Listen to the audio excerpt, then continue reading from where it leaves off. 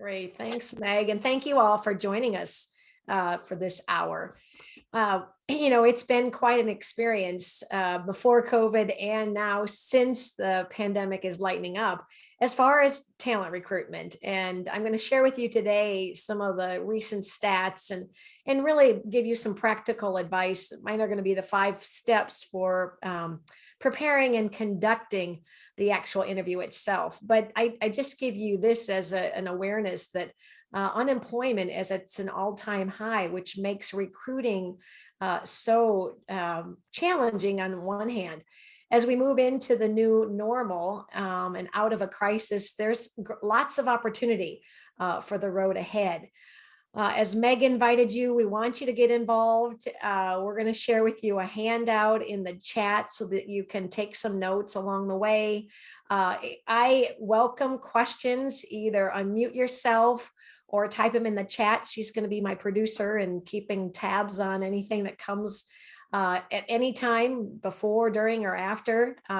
Give reactions. Let's have you guys test that out. I want to just make sure everybody's out there and not having too much fun with their coffee this morning. Give me a reaction using the Zoom feature. I think that's one of the buttons you guys have, don't you?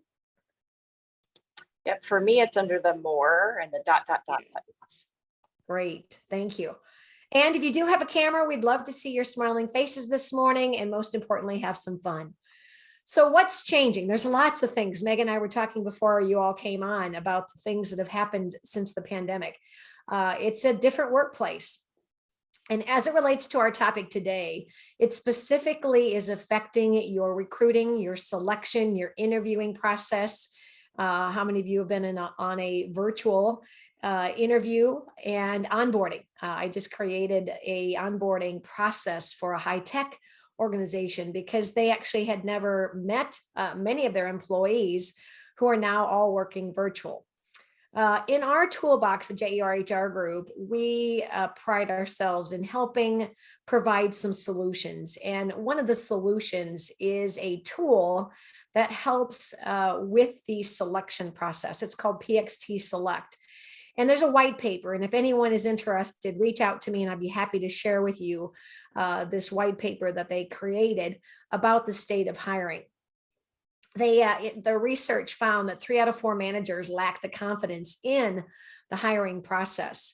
And 87% of the organizations surveyed were finding themselves conducting virtual interviews since the pandemic started.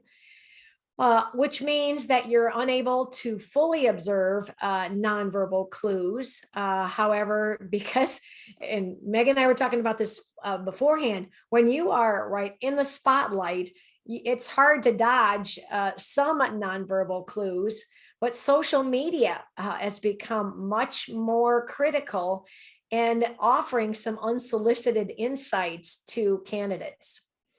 Which option do you think hiring managers rely on most often to make their decisions? Going with their gut or using critical data? Well, unfortunately, oftentimes we go with our gut, or we're under a bind and we're wanting to basically act upon whomever walks through the doors. 65% of hiring managers admitted to relying more on their instincts than data. Consistency is important. Consistency in practices as it relates to making decisions, aligning on job requirements. Candidates are not always assessed with the structured process. It may depend on who's available to actually meet and interview the candidate. I know before starting my own business now 30 years ago, I worked in HR, and my very first interviewing experience was a disaster because the VP of HR got immediately called into a meeting and couldn't interview a candidate. And I had little to no time to prepare. I know one of the first questions I asked was the pronunciation of the name, and it was a unique name. And I said, "Oh, what nationality is that?" And I immediately caught myself. I'm like, "Oh, nope, I'm not supposed to ask that question." So sometimes there's not a lot of preparation, and new hires are not always, once hired, given the proper onboarding. And that's especially a challenge now working in a virtual world. So what does that mean as it relates to inconsistency? When there is alignment to the job, when there's structured interview process, and when there is effective onboarding, obviously there's going to be a much better decision. There's going to be much better experience for that new employee. And many of our clients are finding that new employees are leaving because they don't feel welcome. They don't feel like they are part of the organization. So the pain point in organizations today is the lack of implementing consistent hiring practices. We're going to launch a poll, and you'll see the poll come up on your screen. And once you see that, I'll give you about a minute to select which of these challenges is your organization currently facing, regardless of the industry. I see And from Michele, it's not launching for some reason. Oh, really? Of course, Oh. even though we tested it before we started, it's telling me I can't. So I hate to detour you on that, but Okay. perhaps we can. Oh, you do see it. Okay. Maybe you're not allowed to, Meg. Maybe I'm not allowed to, but perhaps Catherine, if you can act on that, that would be really helpful. Yeah, it looks like we're getting some responses in. So Okay. maybe it's the way in which it's not allowing co-presenters. We'll figure. A new feature. Yes, exactly. So the options are aligning with colleagues or recruiters if you're using recruiters, knowing which topics to focus on during the actual interviewing, determining which candidate will be the best fit, and then the challenges with onboarding. And it looks like my goal is always to get at least 50%, which we've accomplished. We've had 63% participate. So thank you for participating. And now let me show you the results. All right, you guys see that? Looks like 71% indicated the greatest challenge was determining which candidate would be the best fit. So thank you for participating in that. Let me share with you what when Wiley, the producers of the PXT, found in their research. They found that 83% reported the challenge was determining which candidate will be the best fit, which was yours as well. 75% felt the challenge was aligning with the job requirements. 68% reported knowing which topics or questions to ask during the interview, and then 78% were challenged with the onboarding process. So in conclusion, and again, I gave you the brief overview of this white paper, that recruiting and retaining talent, and I think retention was one of your topics at last month's top 5, is the #1 employment issue facing today's workplace. Only 18% of organizations always perform 3 steps in the hiring process, which is taking a look at what's required of the job to be successful, asking appropriate and smart questions to thoroughly understand the candidate's qualifications and the expectations of the job, and then doing, once hired, a very effective orientation, which I usually break up orientation and onboarding. I think of orientation as the general orientation to the organization. In other words, it's not only the HR requirements, but it's understanding the mission, the vision, the values of an organization. Onboarding is the specifics to a particular department and or job. And those two things really need to go hand in hand. So the good news is that you can do some things, and I'm going to share with you how to align to the job so that you're familiar with what's expected of the job, making sure that they either bring to the job adequate training, experience, and skills, making sure that you are clear with the organization's values, attitudes, the culture, and then how best to find the person who can bridge what's needed and where you want to take the organization.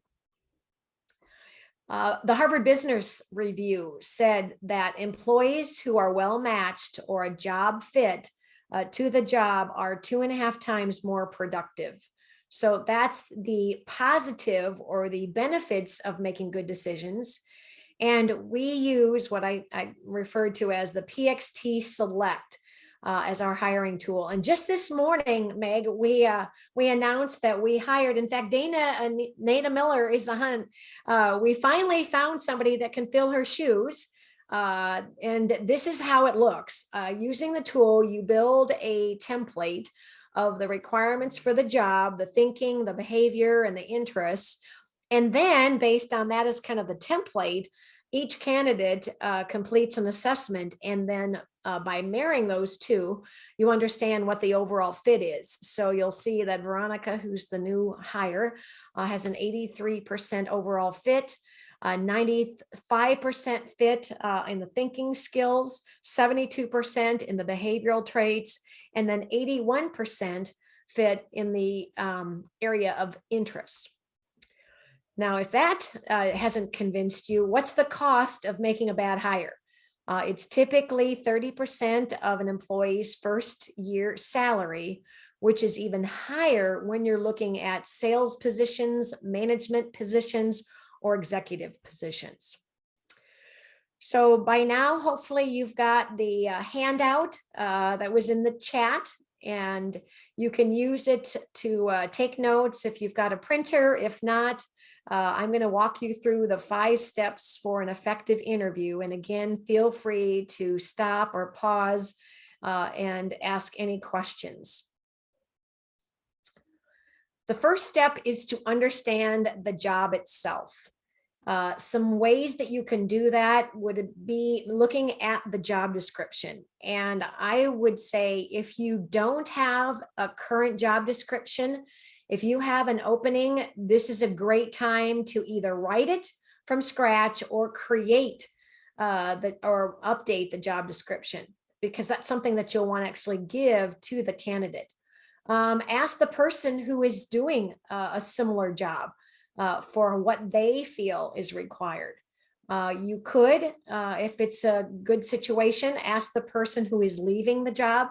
I know with the baby boomers soon to be leaving the workplace, succession planning has been a very popular topic to make sure that you are adequately leaving behind their knowledge, their experience. And then another tool might be the PXT Select that I mentioned. Are there any other tools that you might be using? And this is a good time for me to kind of pause, and I'd love to get some interaction. What helps you to understand the needs of the actual job? All right, I'm seeing some chat things coming in. Oh, there's the handout. Thank you, Catherine, for confirming. And as you use the chat feature, you can change the drop down to everyone. But what are you using to understand the job? You might even want to interview some peers. You know, I, as obviously working with this new hire, if anybody who's going to be working with this person could add some insights to what's not only the job requirements, but the relationship requirements. All right. Questions. Step number 2 is to prepare by writing questions. And I'm suggesting that you write some standard questions that you ask each candidate for a given position. And that way, then you've got some comparison data.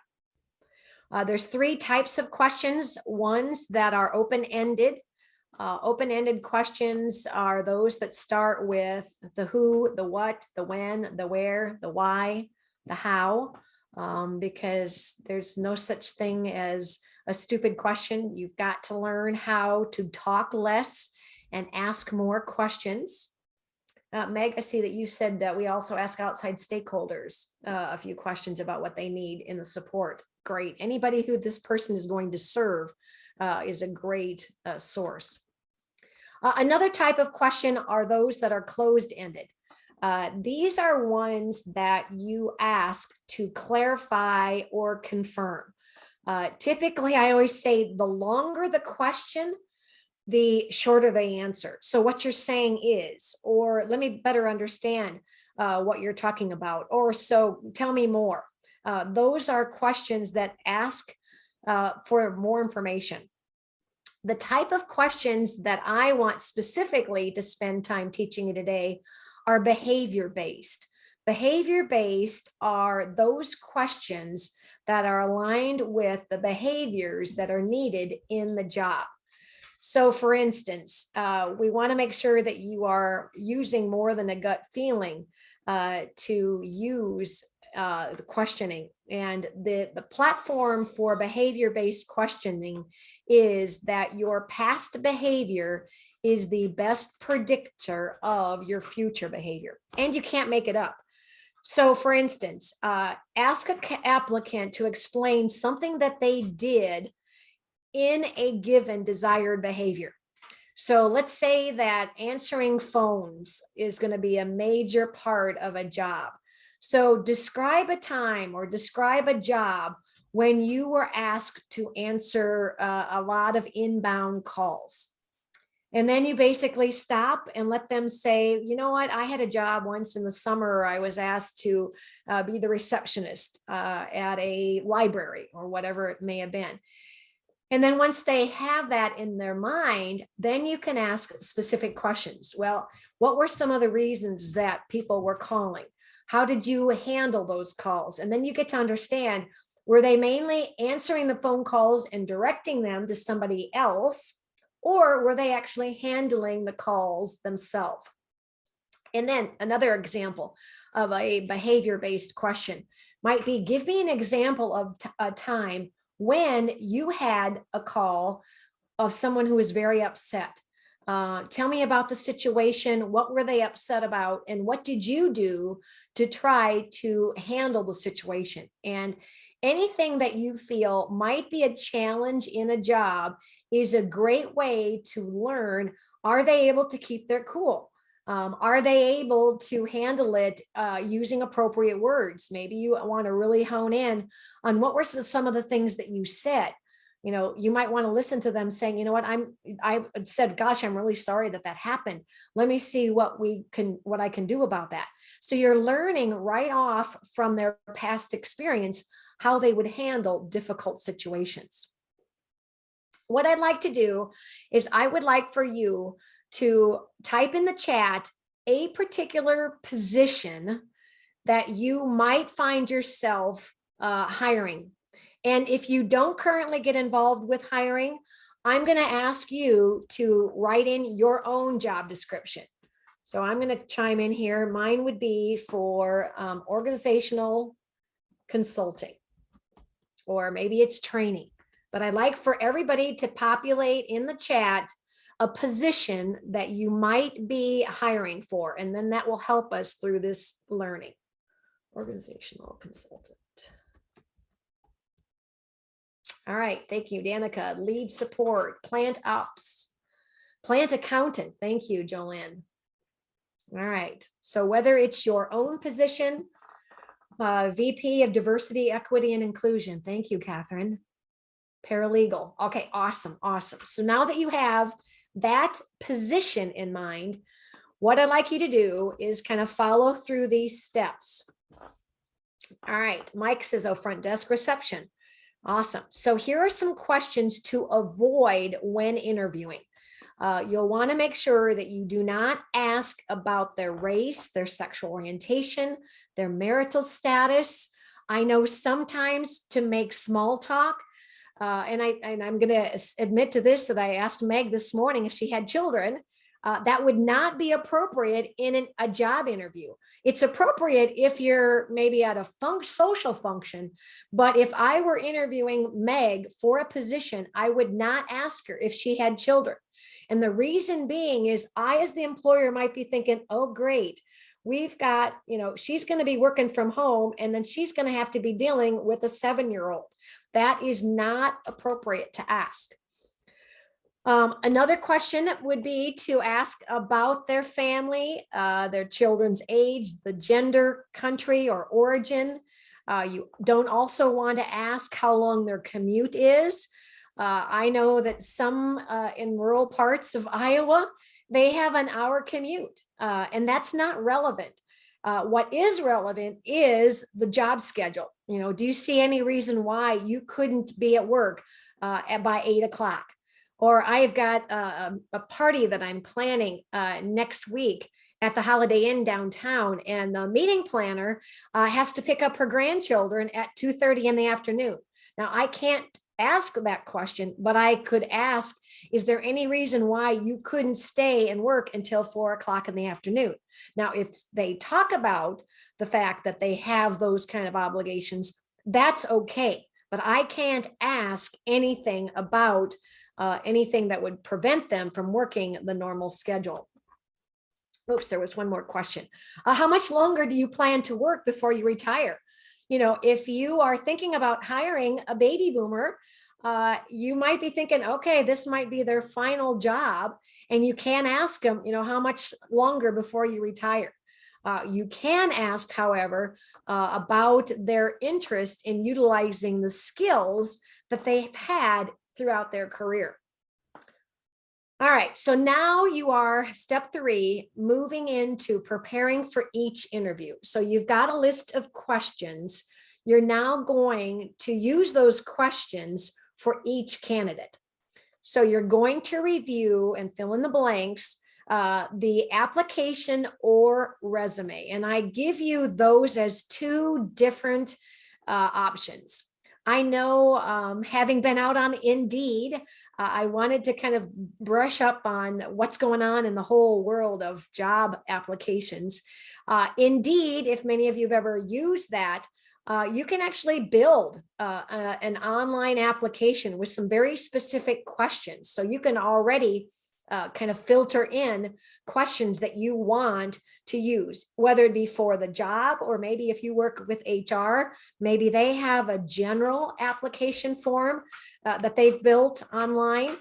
And then they might also have a resume. I know that out on Indeed, they also ask if you want to submit your resume. So that gives you kind of some objectives and specific job experience. I also want you to consider the environment in which they work. When I refer to environment, I mean a couple of different things. What team members, personalities, people are they going to work with? And whenever possible, I would encourage you to involve the team or their peers in the interview process, because there's a couple reasons. One is because they have a chance to be a part of the interview process.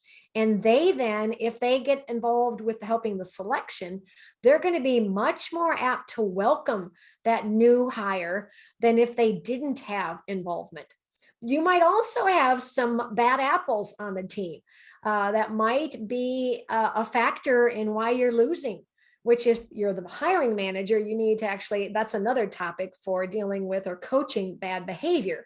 But you might need to make sure that they understand the people that they're going to be working closely with. What are some of the challenges in the job? Maybe the challenge is dealing with difficult customers, or maybe it's dealing with technology. Maybe you're in an industry where there's a lot of changes or a lot of uncertainties. And so those are going to be some of the factors that may affect their retention. Priorities. Since the pandemic, maybe you have completely remodeled or reset your business practice and you're needing to create a new position. Maybe you don't have anyone who's been in this position before. I know that when I first started my career, I used to work for White's company, and they were actually creating an organizational development consultant, and it was a brand new position. And so I knew that I was coming in and starting from scratch. Now with a lot of organizations allowing people to still work from home, you might now have to think about asking questions that would ask things like, like, if this position were to allow you to work from home, describe the environment in which you would work. You know, are they working on their kitchen counter or kitchen table? You know, do they have a designated workspace? Do they have the tools? Do they have a laptop? All of those things that might be a part of hiring.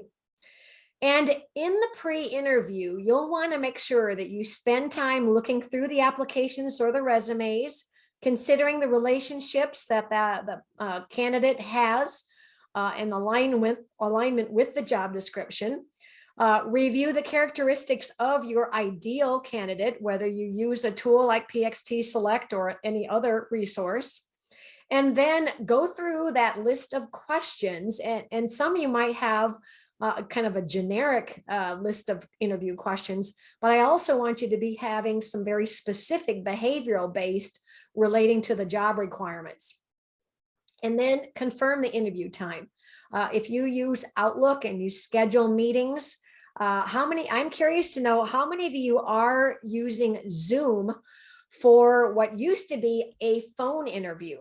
I know back when I was in HR, we did a lot of phone interviews, but I would, if I were you, to not use the phone for interviews, but you could use a face-to-face virtual. So that's a great way to get some visual. This is an example of my resume. It was kind of a good experience for me as I was selling my business and moving on to be an affiliate of JER HR Group. But it was a good way, good practice to kind of think about as you create your resumes, what are some of the things that you're highlighting from a work experience, your education, some of the projects that a candidate might be most proud of. So any questions on those first 3 steps? I'll kind of pause, take a drink, ask if there's any questions at this point. So this is all before your face-to-face. And if you want, you can quickly unmute yourself by pressing and holding the space bar. I would love to know any bad experiences. Anyone have any bad experiences like I described either as a interviewer or a candidate? You can learn a lot about even what happens before and during. All right. Well, I'm not seeing any responses, so I'm going to continue on. Is this kind of a quiet group, Meg? I got to get them all like. Maybe it's the rainy morning. We all need an extra cup of coffee today. There you go. Put a little extra jolt in. All right. So now I want to have you envision yourself with the interview. And these components are true, whether it's a face-to-face, in-person, or face-to-face virtual. The first part is to establish rapport. And this is where you have to be careful about not talking about any unlawful question. Always what you can do, and you just heard Meg talking about the weather. You can always talk about the weather. Sometimes you can talk about any current events, but I would stay away from anything political. So we were talking about the Hampton. No, what's the Hamilton? Is that the right? We were talking about anything going on in the community or anything that would just kind of cut the ice. Explain the interview agenda. And here's what you're going to do. I'm going to talk about and walk through them, but it's threefold. One is you're going to say, I'm going to ask you some questions about the job, and this will give you a chance to learn about the candidate. I'm going to give you a chance to ask me any questions that you want. And then I'm going to tell you specifically about the job. And I emphasize the waiting until the end to ask or to explain about the job. Because imagine if I were to, I'm going to use Mike's example. If I were going to explain that you're hiring, I understand that you're coming today with interest in the front desk reception. And one of the things that we're looking for is somebody who can handle a lot of inbound calls in a very pleasant, friendly manner. Okay, so if I explain that on the front end, and then I ask, can you describe some of your skills? Well, they're going to think, okay, they're looking for somebody who's really friendly and outgoing and organized. They're going to explain exactly what you've described. So you don't want to basically give away what you're looking for until after you've heard about them. You're going to, first of all, seek information about their past experience. If they're coming fresh from college, you're going to need to think about how do you seek behaviors from classes. I remember, and Meg was talking about the internship. I love hiring interns because they come with a fresh perspective. And so they may not have the job experience per se, but you can ask them about some of their school projects. Give me an example of a project where you were given a task to do a lot of research and make some recommendations. Ask them questions, behavioral-based questions, and don't be afraid of silence. I guess maybe I've learned this from Zoom training, but usually after you ask a question, if you wait 10 seconds, the burden of responding will shift and they will eventually talk. The other reason that there might be silence is they're preparing their thoughts. I tend to probably speak before I think, and then I have to clean it up afterwards. And I know some of you have worked with me and you know that full well, but sometimes they really need to kind of think, you know what that is? I haven't been in that situation for a while. Let me think back on when I had a difficult customer, or let me think about when I had to create a solution to a project that was never done before. Observe nonverbal clues. All right, this is where I want you guys. You're going to have to show screen here because I have to use this as an example. So show video, and I'm actually going to stop this. There we go. We're going to have some fun. Let's see ya. All right, because here's what I'm assuming, and I'm going to be honest with you.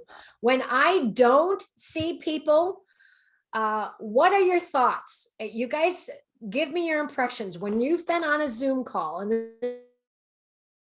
this is maybe a one-on-one interview. When somebody doesn't show video, what are your thoughts? They're not paying attention. Okay, thanks, Brad. Awesome. What else do you think when you're not seeing people? I don't even know if they're there.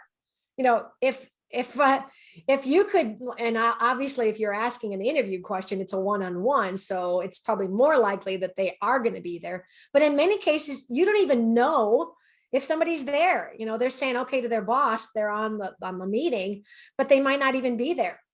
And I know that you can use, I tend to have my actual background. There's other features that you can use to blur out, like Meg's got the background of Des Moines. If you don't want people to see your messy house, you can blur it out. Okay. So thank you for seeing that. See, I love that. But now let's talk about body language. I think one of the things that's important is to make sure that you are positioned so that your body language, just no different than if it's face-to-face, you're standing upright. I always try to make sure that you're giving good eye contact. I actually have where my computer screen is or my camera is a little icon that reminds me to look at the mirror. Sometimes I'll look off onto papers, but I think it's really important to be aware of, are they organized? Are they confident? Whether it's face-to-face or virtual. Anything else that you noticed? I got a comment on Danica. Danica, I learned a lot about people from their background. So I'm curious, what is behind you? Yeah, so I work downtown at ESO. So we have these really cool murals downtown. Oops, we lost you there, but the sound went out. It sounds like ESO is the name of the company, and then those are posters. Yes. Cool. So actually, Ben Shu, he came in and painted them for us at the end of last year. awesome. You know, again, there's a great rapport builder because it was a conversation starter. And it's a great way to learn about the interests. I've seen where people have had their medals from running a marathon. So you learn a lot about people from behind the scenes. All right, can you guys see my screen now? All right, and take notes. There is nothing wrong with taking notes on a blank sheet of paper. Maybe you're taking notes on their resume or their application, but you'll want to be able to recall specifics. Listening for clarity, relevance, and adequacy. Not being afraid to go back and dig a little deeper into something that they said. And be aware of your biases. You know, we make assumptions, and that's when we get in trouble about people, genders, cultures. So we need to be careful. During the interview, find if it is a in-person, try to find a relaxed atmosphere, sitting with them, not inappropriately across from them at your table. Greet them by name. Sometimes people have preferred names. I have a good friend whose name is Deborah, and she does not like it when people call her Deb or Debbie. So you may even want to make sure that you appropriately, because I know sometimes a Charles would prefer that you call him Charlie. Start with an icebreaker, that rapport, and then, like we said, provide an overview of the format. If it's a first interview, you may not give a tour, but if maybe it's your second or third interview for a more likely candidate, you might even offer to take a tour of the workplace, because that's a great way for you to watch their interaction. Are they asking about certain things or along the way? So you're learning a lot, just as much of what you're asking as what they're asking. So here is the agenda at a glance. Part one is to ask them for their own experience and skills from your behavior-based questions. Part two is ask about anything that they might want to know about the company. They might want to know about you. I find that whatever they may have had a bad experience with or concerns about is what they'll ask about. So they'll say, you know, can you tell me about your style of leadership? Or can you tell me about the kind of people that I might be working with? And then you can actually find out what's really going to potentially be concerns of theirs. A couple more point components of step 4 in the interview is to offer information about the expectations. In other words, this is where you might give a handout of the job description. I would not give the job description ahead of time. I mean, obviously it might be a part of what you've already published out on Indeed, but giving them the answers to their questions ahead of time may not allow you to have unbiased and honest responses. And then towards the end of the interview, you know, again, whether it's a 30-minute interview, if it's a first interview, if it's a more in-depth interview, you might explain the next steps. You might say, you're the first candidate that we're interviewing. We've got another 5 throughout the rest of this week. You can expect to get a phone call or maybe it's an email next week. Thank them for taking the time. Some red flags that you might be aware of early on or during the interview itself. If they're late for the interview, that's not a good sign. Or if they are running late, did they reach out and send you a text saying, I'm running late, stuck in traffic? You'll again be aware of their attire. You know, did they dress appropriately? I am curious. It's been so long since I've had a job interview. I remember wearing suits, but with the dress code, have you noticed that the dress code has relaxed in interviews?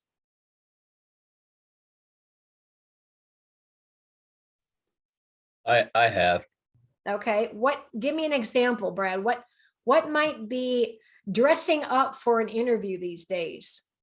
Yeah, I work in a physical therapy clinic, so we're in the process of searching for a front desk person. And, you know, we've had plenty of them that have been late for the interview or they don't even show, but the ones that have, I would say it's more business casual. It's most of these are female applicants, so I don't know what the dress code is for those employees or prospective employees. But I know personally, if I had an interview, I'd probably, as a male, I would probably show up in a suit, but I don't know, what other individuals are doing. Yeah, and I thank you for that. I think it does depend on the position. If you're at maybe an executive level or a management level, I would think that you'd have to pull out the tie, suit and tie. I'm seeing, yes, we see jeans, business casual, yeah, very casual, no suits. Yeah, I would probably, and unless it's like a manufacturing, I would not wear jeans. That's just kind of maybe my thought, because I always think if we're seeing their best, and if their best doesn't look very good, it's probably potentially a concern. Some other red flags, and that's where I think if you were to have a tour, how respectful are they of other people? Are they connecting with others? Are they friendly? Poor postures, obviously, unless they've got some disability. They don't listen. I remember one time I turned the questions over to the candidate and I said, okay, I'm done with my questioning. Now is your chance. Is there any questions that you want to ask? And they said, no, not really, but can you tell me how much it's going to pay? Well, guess what? If the only interested question was about pay, I am thinking they didn't do their homework. And if you hadn't gone out and looked at the internet on the website, if you haven't taken any interest in the job expectations, it's probably not a good interest. They're not going to be likely to be curious. If they dodge a question, you know what, I'd rather not answer that unless you're not answering an appropriate question. There might be some red flags. Can anyone else think of any other questions that might be a red flag?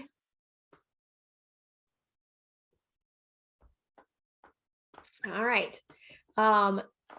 There's another way of getting others involved by using a panel. I know when I actually was a candidate for White's, it was an organizational development specialist position, and I was going to be dealing with a lot of senior management. And they had a peer review that I had to go through, participate in. And you might want to have everybody under the same criteria of what they're going to be watching for. You might have a list of questions that are used and maybe identify who's going to ask what questions, what kind of room they would be in. I actually had to give some training so that they had to actually see 15 minutes of me making a presentation. So anything that you think others might want to learn about the person. Reference checking. I know that's always a double-edged sword. We always in HR said, don't give any information about a candidate. You can only confirm certain things like salary and dates of employment. But I know that you want to try to get as much information as you'd like. Would you hire them again? And if you say, it's our policy not to answer those questions versus saying yes or no, because that again could come back and you'd be under legal obligations that you could be setting your employer up for potential lawsuit or discrimination. Does anybody find any luck with reference checking these days?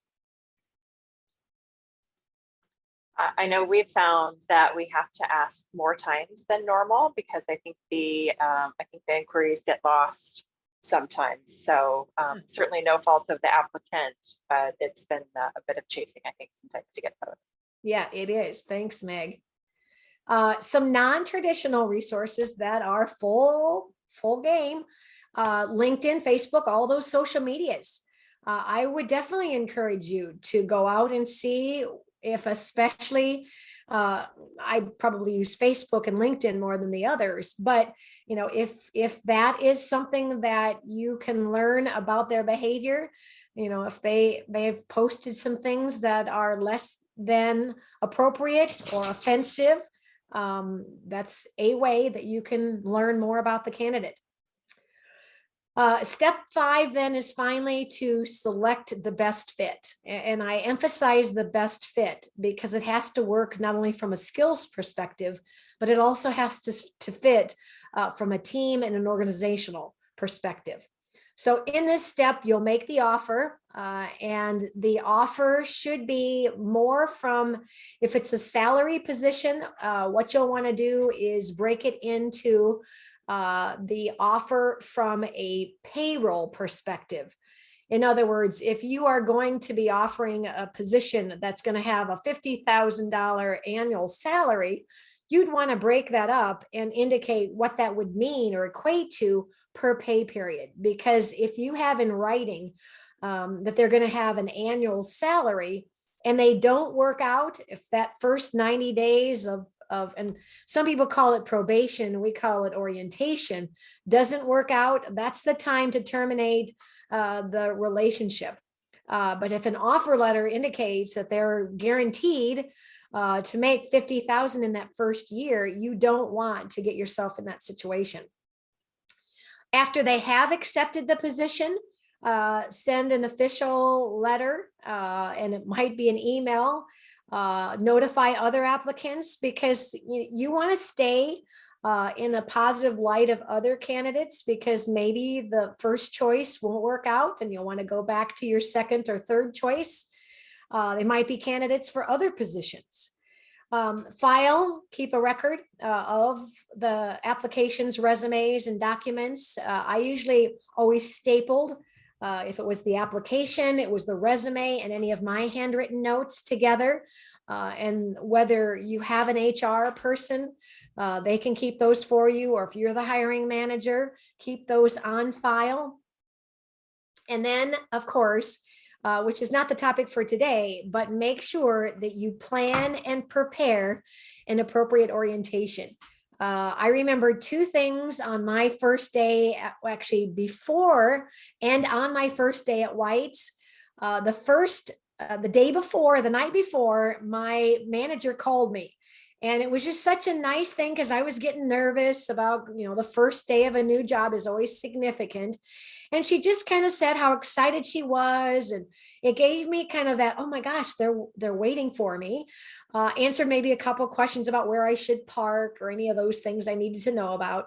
And then when I walked in, on a marquee, it said, "Welcome, Michele Mott." And I thought, wow, what a first impression. And so you do want to make that first day a very positive experience. So some selection don'ts: don't allow your personal prejudice or bias to influence your decisions. I'm going to just put myself out there. As a baby boomer myself, I know that the millennials have a different mindset, a different work ethic. And I've used several millennials as interns, and they're extremely creative. They're resourceful. They are fabulous with technology. Don't let your first impressions sway your opinion, whether it's positive or negative. In other words, if they're late, don't let that be a mark against them. Maybe again, you'll learn that they were in a car accident or there was bad traffic. So positive or negative. Make sure that you seek not only positive, but negative affirmations. So in other words, what would your previous boss say was your best quality? What would your boss say were some of your opportunities for improvement? So again, you're trying to get a balanced. Commit to, or you don't want to commit the halo effect. So again, when you're consistently getting and asking for positive, you want to also make sure that you're doing a balance. If you're always getting negative, so seek out a balance. And don't forget to take notes, but not on the actual application per se, because others might be using it. What you also don't want to do is hire the best of the worst. Hire someone you're thinking that you'll change. Well, they've got potential. Don't let their past failures guide your decision. The pandemic, I think everybody gets a get out of jail free card. The pandemic was unprecedented. And so it may have been some worst of times, and allow a critical incident to guide your decision. So let me check our clock here. We've got about 5 minutes. Are there any questions or any unmet expectations for what we didn't cover that you hoped I did together?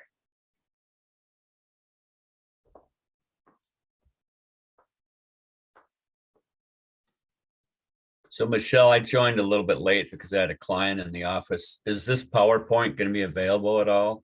Oh, Meg?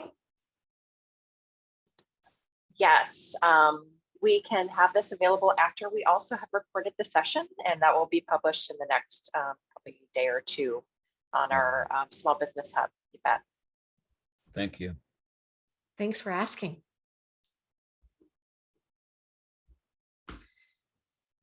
Well, let me ask you guys a question. What was the key takeaway? What was most valuable from you? What did you learn or relearn?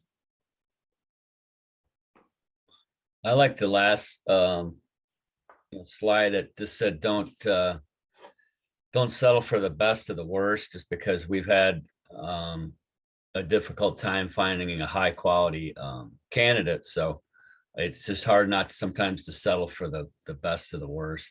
Yep, you're right, Brad, because it's going to be costly. You might think you've got a warm body to fill that position, but that warm body can take the team down. It can cost you again, either sometimes they quit, but they don't let you know. They can stay and make things miserable, or they can leave. Other key takeaways. Danica, you said you always check Facebook and LinkedIn. Yes, I think I've avoided some people that way, some not good candidates that way. I think it's really important. So I do have a question for you though. Yes. It's like sort of like what Brad said, we are really struggling with trying to find candidates for the jobs here in Des Moines. Like, do you have any advice on, how to reach those people? Because we're on LinkedIn, we're on Indeed, we're everywhere. How do we reach those actual candidates? Well, one thing that comes to mind is, do you have any internal incentives for employees who can help find a candidate? And yes, I think our referral bonus right now is like $3,000. oh, wow. Yeah, it's pretty big. Yeah, so we're hiring for a few candidates here in Des Moines, but across our company, we're trying to hire 200 this year. Wow. So we have a lot of open spaces, but the people that we're trying to hire in Des Moines, we're having a lot of trouble finding local people. And are those in person? Do they have to be in the office? It's hybrid. So Okay. you're expected to be here one day a week, but otherwise you can work from home. One of the things I would also encourage you to do is think about having testimonials from employees. Go out and create a little, YouTube video about what people enjoy about working there, and have them talk about what they've enjoyed or why they chose to work there. It's all multimedia these days. Yeah. Thank you. Yes. Thanks for asking. Anything else from anyone?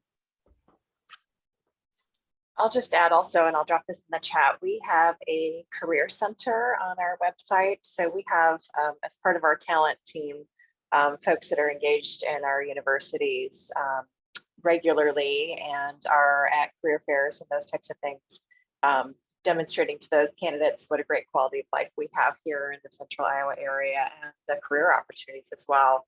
So it's maybe not the be all end all, but there certainly are a lot of folks that are interested in building their career here. Additionally, this tool should hopefully already be scraping your open position. So it's in the chat, and just as another, I think, another tool to have in your tool belt as we're continuing to seek out and talent in our workplace. And then also on our website, we have different tools that kind of help sell the community. So for those that are not currently living in the region, we have a lot of great videos about quality of life and that type of thing. So if that can help make the case, we'd be happy to arm you with those as well. Awesome.